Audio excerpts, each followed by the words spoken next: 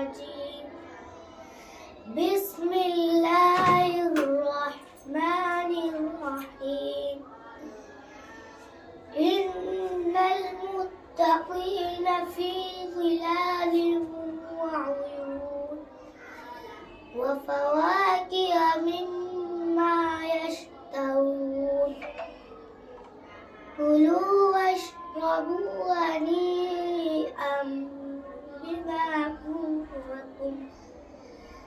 بما كنتم تعملون إنا كذلك نجزي المحسنين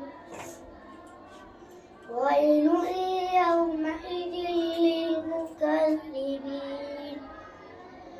كلوا وتمتعوا قليلا إنكم مجرمون ويل يومئذ للمكذبين وإذا قيل لهم اركعوا لا يركعون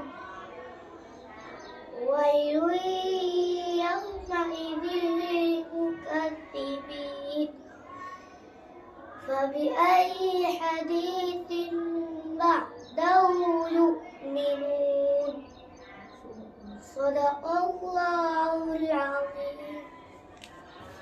ما شاء الله.